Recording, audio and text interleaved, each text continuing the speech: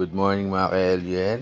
For today's video, magpapalit ako ng ilaw sa likod or tail light. Itong ilaw ko sa likod, naglolo ko X-Lite 100. Tapos yung holder niya, Meroka. So ang ipapalit natin dyan, ito, Rock Pros Q2S Samurai. Yan. Ito natin siya ilalagay. Ang alam ko dito, may kasama na tong saddle mount tsaka seat post mount. Itong ano. Kaya napabili rin ako dito. So unbox na natin mga ka-alien.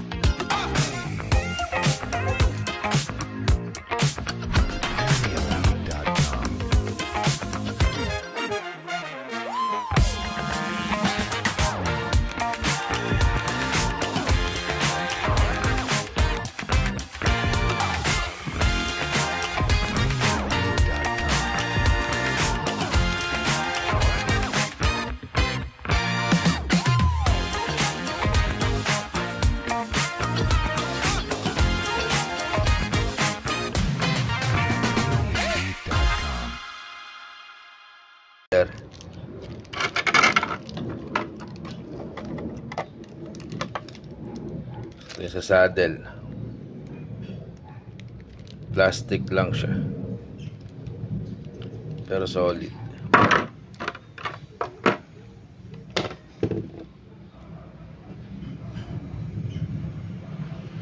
Maganda.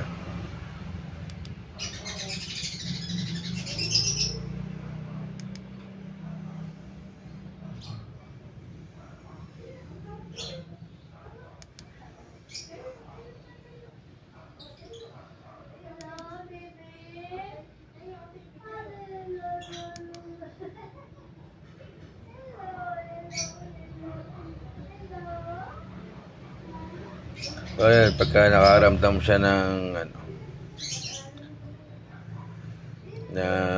sa preno, pag biglang preno, magbabright siya. Ayan po.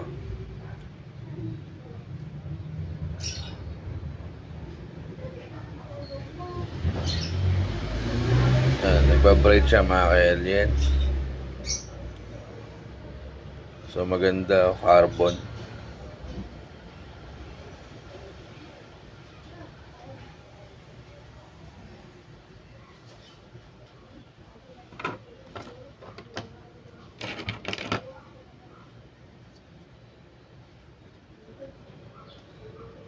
Ito yung sa saddle, ay sa seat post pala, sorry. Tapos ito yung kasamang rubber.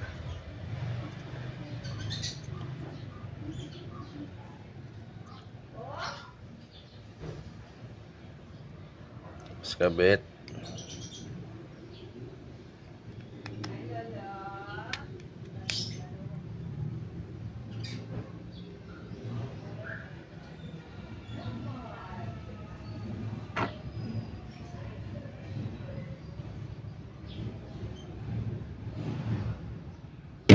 Ayun. So ayun, kabit na natin to mga ka-alien. Pakita ko sa inyo mamaya.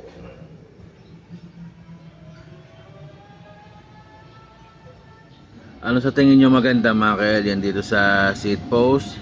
Nakakabit? O try natin dito sa saddle. Dito, kakabit ko to. Try natin kabit. Pakita ko sa inyo.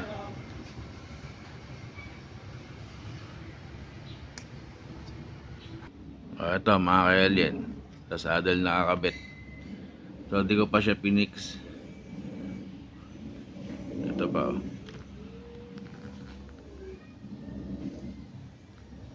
Ito mas maganda dito o dito sa saddle.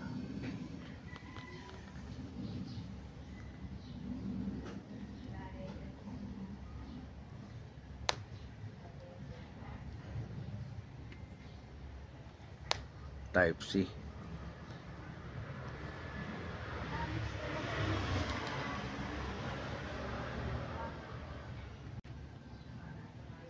Ano mga ka-alien, comment kayo sa comment section kung ano mas bagay, sa seat post o sa saddle.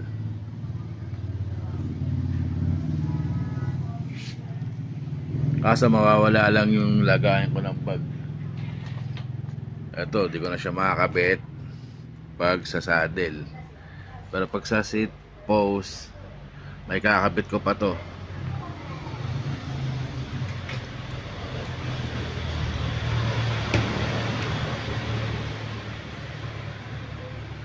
So ayun, comment kayo mga ka-alien. Tingnan natin kung ano mas bagay. So ride safe sa inyo. Mag-iingat kayo palagi. Hanggang sa muli.